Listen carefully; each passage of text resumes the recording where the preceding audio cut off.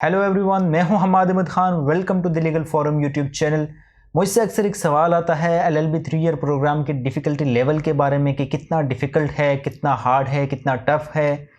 और उसके बाद मुझसे ये भी पूछा जाता है कि एग्ज़ाम कौन कंडक्ट करता है और किस तरह से कंडक्ट किए जाते हैं। तो आज इस वीडियो में बताने वाला हूँ डिफ़िकल्टी लेवल के बारे में और एग्ज़ाम किस तरह से कंडक्ट होते हैं उस बारे में। देखिए, यहाँ पर कंसिडर करने वाली सबसे पहली बात यह है कि जो यूनिवर्सिटी ऑफ लंदन अपना 3 ईयर एलएलबी प्रोग्राम जो अंडर ग्रेजुएट प्रोग्राम है वो ऑफर करता है, तो वो सिर्फ पाकिस्तान में ऑफर नहीं करता बल्कि वो पूरी दुनिया में ऑफर करता है। दुनिया के बहुत सारे ममालिक में वो प्रोग्राम ऑफर किया जाता है और यूके में भी सेम ही प्रोग्राम पढ़ाया जाता है। तो इस चीज से हमें ये अंदाजा होता है कि जो एजुकेशन का स्टैंडर्ड है वो इंटरनेशनल स्टैंडर्ड ही है। और अगर मैं बात करूं इसके डिफिकल्टी लेवल की, तो देखिए, टू बी ऑनेस्ट, ये कोई बहुत ज्यादा डिफिकल्ट प्रोग्राम नहीं है और ऐसा भी नहीं है कि बहुत ज्यादा इजी है। आप इसे बगैर पढ़े पास नहीं कर सकते। अगर आप मेहनत करेंगे, अगर आप पढ़ते हैं, प्रॉपर अपना टाइम देते हैं स्टडीज को, तो आप इसको इजीली क्लियर कर सकते हैं। कोई भी आपको डिफिकल्टी यहाँ पे नहीं आएगी। इस दुनिया में डिफिकल्ट कोई भी चीज नहीं होती और कोई भी चीज आसान भी नहीं होती। आपको हर एक चीज के लिए मेहनत करनी पड़ती है।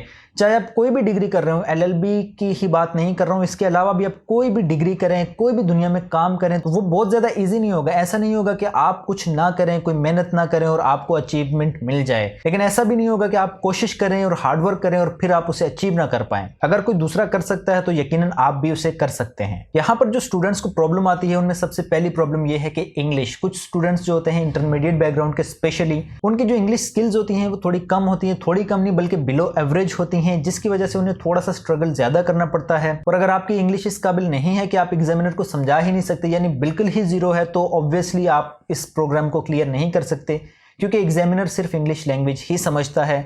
एटलीस्ट इतनी होनी चाहिए कि आप उसे समझा सकें और जो स्टडीज और रिसर्च के वक्त आप रिसर्च कर सकें, स्टडी कर सकें, इतनी इंग्लिश आपकी लाजमी होनी चाहिए। इसके बाद सेकंड जो चीज़ है वो ये है कि आप अपना प्रॉपर स्टडीज को टाइम दें। ऐसा नहीं हो सकता कि आप पढ़ें ही ना, साल के आखिर में पढ़ें या एक दो दिन पेपर से पहले पढ़ें और आप उसे क्लियर कर लें। ऐसा नहीं होता। बेसिकली यहाँ पर कुछ याद करने को ज़्यादा नहीं होता। मैं एग्जाम पे आता हूँ तो मैं उस पर भी बात करूँगा कि एग्जाम किस तरह से होता है।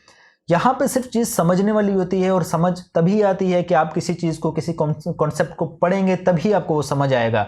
अगर आप उसे पढ़ेंगे नहीं तो वो आपको नहीं समझ आएगा। हमारे यहाँ पर एक कल्चर और भी है, 5 ईयर कल्चर, 10 ईयर कल्चर के जो पास्ट पेपर्स हैं हम उन्हें देख के याद करके चले जाते हैं और वही क्वेश्चन रिपीट होते रहते हैं और हम फिर भी कुछ करके उन्हें आखिरी दिन भी पढ़ के शायद कुछ बच्चे क्लियर कर लेते हैं। लेकिन यहाँ पे ऐसा नहीं होता, क्योंकि एग्जाम का पैटर्न डिफरेंट होता है। वो ऐसे सवाल ही नहीं होते कि आप उसे याद करके लिख सकें और इसके अलावा आप किसी दूसरे का भी नहीं देख के लिख सकते, इवन कोई बुक खोल के भी नहीं लिख सकते, क्योंकि वो भी प्लेजरिज्म में आप पकड़े जाएंगे। नॉर्मली मैं ये डिग्री प्रोग्राम सबको रेकमेंड करता हूँ कि अगर आप इसे अफोर्ड कर सकते हैं तो आप ये डिग्री प्रोग्राम जरूर करें। लेकिन अगर आप ये इरादा रख के आ रहे हैं कि हम मेहनत नहीं हमें करनी पड़ेगी, डिफिकल्टी लेवल नहीं होगा, हमें कुछ पढ़ना नहीं पड़ेगा और साल पूरा हम इंजॉय करके उस एग्जाम को पास कर लेंगे और डिग्री ले लेंगे, तो मैं आपको बिल्कुल भी रेकमेंड नहीं करता हूँ। ये एक रॉन्ग चॉइस होगी आपके लिए। तो अब इसके बाद जो मेरे पास नेक्स्ट क्वेश्चन आता है वो होता है एग्जाम के बारे में, कि एग्जाम कैसे कंडक्ट होते हैं और कौन कंडक्ट करता है। क्या कॉलेज कंडक्ट करता है या यूनिवर्सिटी कंडक्ट करती है?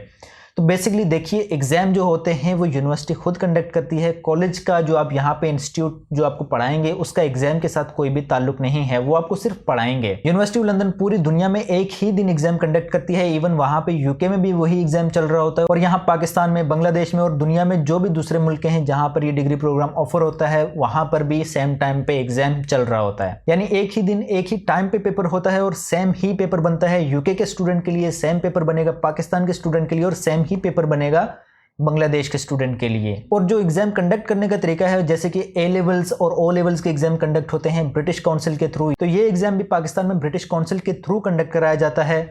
क्वेश्चन पेपर बन के यूनिवर्सिटी ऑफ लंदन से ब्रिटिश काउंसिल के पास आते हैं। ब्रिटिश काउंसिल आपको कुछ सेंटर्स अलॉट करता है, उसके बाद आप वहां पर जाके अपना एग्जाम लिखते हैं और उसके बाद आपकी जो कॉपीज हैं वो कलेक्ट होके वापस चली जाती हैं यूके में। और इस साल और पिछले साल कोरोना वायरस की वजह से ऑनलाइन एग्जाम हुआ था। जो यूनिवर्सिटी ऑफ लंदन का एक वर्चुअल लर्निंग एनवायरनमेंट है जिसे वीएलई कहा जाता है, उसके थ्रू इन्होंने इस बार एग्जाम लिया था। बट जो नॉर्मल है वो ब्रिटिश काउंसिल के थ्रू लिया जाता है। एग्जाम से रिलेटेड बहुत सारे स्टूडेंट्स का ये भी सवाल होता है, क्या 5 ईयर और 10 ईयर का कल्चर यहाँ पे है या एप्लीकेबल है या नहीं। बेसिकली देखिए, यहाँ पर भी 5 ईयर के जो पास्ट पेपर्स हैं वो आपको यूनिवर्सिटी ऑफ लंदन खुद भी प्रोवाइड करता है, बट वो सिर्फ प्रैक्टिस के लिए होते हैं कि आपको पता चल जाए कि किस नेचर के क्वेश्चंस आते हैं और किस तरह से आपने एग्जाम अटेम्प्ट करना है। इसका हरगिज ये मतलब नहीं है कि जो पास्ट पेपर में जो क्वेश्चन आया है सेम क्वेश्चन वापस रिपीट होगा।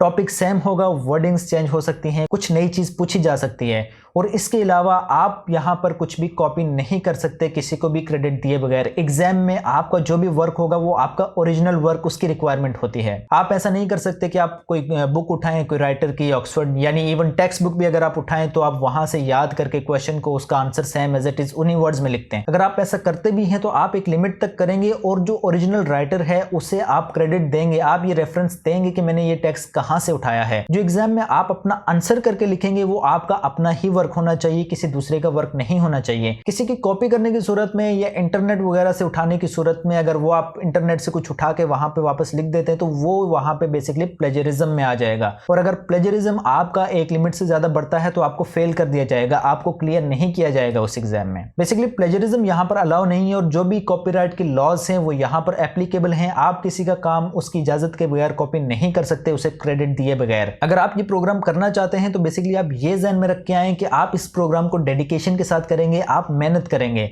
आप पढ़ेंगे प्रॉपरली, आप स्टडीज को टाइम देंगे, तभी आप इस प्रोग्राम को कर सकते हैं, आप इन एग्जाम्स को क्लियर कर सकते हैं। Otherwise you will waste your money और कोई फायदा भी नहीं होगा। एट द एंड आपका टाइम भी जाया होगा और पैसे भी जाया होंगे। उम्मीद करता हूं ये वीडियो आपके लिए हेल्पफुल रही होगी और जो क्वेश्चंस थे उनको मैं सही से आंसर कर पाया हूँ। अगर आपका भी कोई क्वेश्चन है तो नीचे कमेंट में जरूर लिखें। इस चैनल को सब्सक्राइब करें ताकि मजीद इसी तरह की वीडियोस आप तक पहुंचती रहें। मिलते हैं नेक्स्ट वीडियो में, तब तक के लिए अपना बहुत सारा ख्याल रखिएगा। अल्लाह हाफिज।